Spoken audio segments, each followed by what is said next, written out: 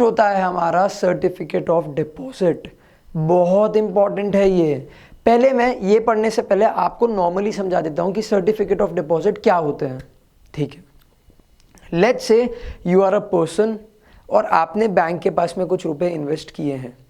अब बैंक आपको क्या बोलेगी कि सर आपका डिपॉजिट मेरे पास में पड़ा है, do you want to earn some interest. आप क्या बोलोगे, हाँ डेफिनेटली। तो बैंक बोलेगी ठीक है, I will give you x amount of interest if you promise to keep the money with me for a certain period of time.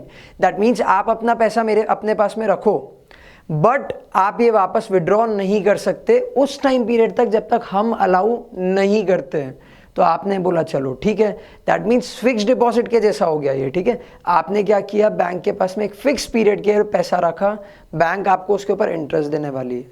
अब bank क्या करेगी, इन पैसों को कमर्शियल्स को देगी या फिर कंपनीज को देगी ऐसे टाइम पे जब टाइट लिक्विडिटी होती है। टाइट लिक्विडिटी का क्या मतलब हुआ, ऐसा टाइम जब कंपनीज को पैसे का बहुत रिक्वायरमेंट होता है और वो कहीं से भी मनी रेज नहीं कर पाती है। तो इस पर्टिकुलर इंस्ट्रूमेंट को हम लोग बोलते हैं certificate of deposit. It is an unsecured, आपको कोई सिक्योर्ड नहीं मिलता है, कुछ भी सिक्योरिटी में आपको मिलती नहीं है। No asset, nothing is mortgaged, negotiable and a short-term instrument in a bearer form issued by commercial bank and financial institutions। मैंने अभी आपको क्या बताया, कौन इशू करेगा, कमर्शियल बैंक इशू करेगी और फाइनेंशियल इंस्टीट्यूशन करेगी against the deposit kept by companies and institution. ऐसे चीज़ों के अगेंस्ट में, ऐसे डिपॉजिट के अगेंस्ट में जो कंपनीज या इंस्टीट्यूशन रखते हैं।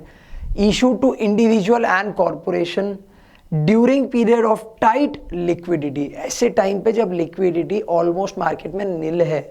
ठीक है, when the deposit growth of bank is slow but the demand of credit is high, ऐसा पॉइंट जहां पे क्रेडिट की डिमांड बहुत ज्यादा है।